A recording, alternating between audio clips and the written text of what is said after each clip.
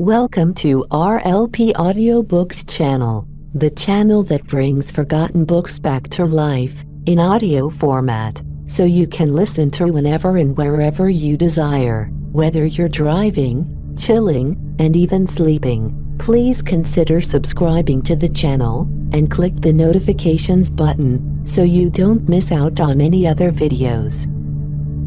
Now, relax, listen, ponder, and enjoy.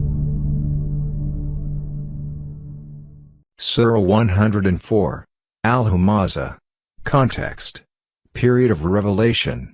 All commentators are in agreement that it is a Meccan surah. A study of its subject matter and style shows that this too is one of the earliest surahs to be revealed at Mecca. The theme and subject matter. In it, some of the evils prevalent among the materialistic hoarders of wealth in the pre-Islamic days have been condemned. Every Arab knew that they actually existed in their society. They regarded them as evils, and nobody thought they were good.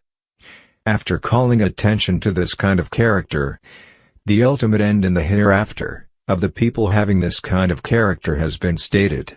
Both these things, for example the character and his fate in the hereafter, have been depicted in a way which makes the listener automatically reach the conclusion that such a man properly deserves to meet such an end.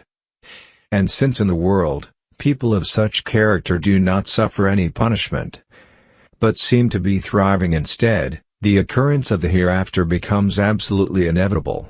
If this surah is read in the sequence of the surahs beginning with Surah 99, Az-Zalzala, one can fully understand how the fundamental beliefs of Islam and its teachings were impressed on the people's minds in the earliest stage in Mecca. In Surah 99, Az-Zalzala, it was said that in the hereafter, man's full record will be placed before him, and not an atom's weight of good or evil done by him in the world will have been left unrecorded.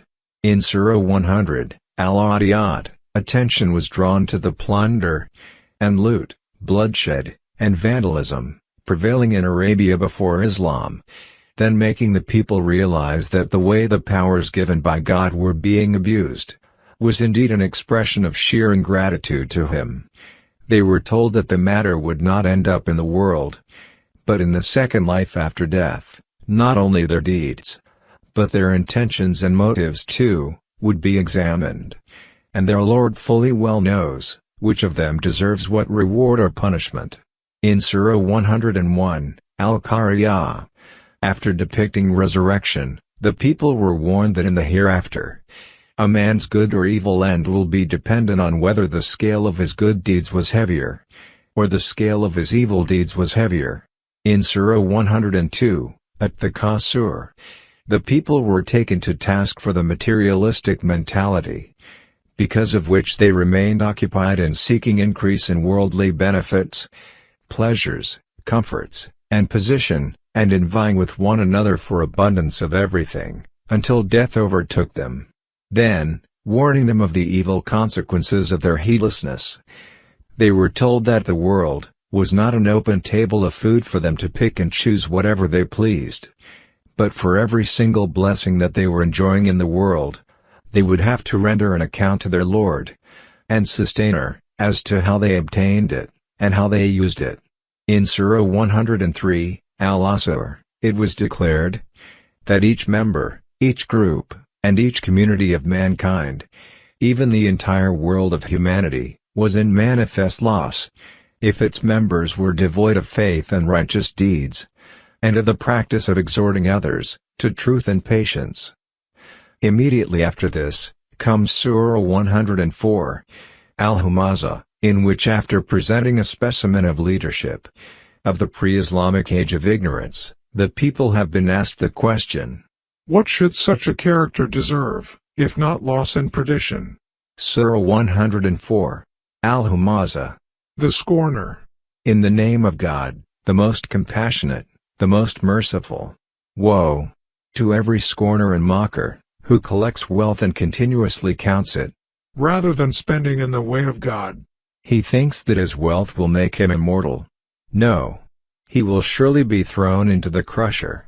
Meaning, Hellfire, which crushes and destroys all that enters it. And what can make you know what is the crusher? It is the fire of God, eternally fueled, which mounts directed at the hearts, Covering them and penetrating them. Indeed it Hellfire. will be closed down upon them, in extended columns. Interpreted to be either columns of fire or columns of iron, to which are chained the inmates of hell.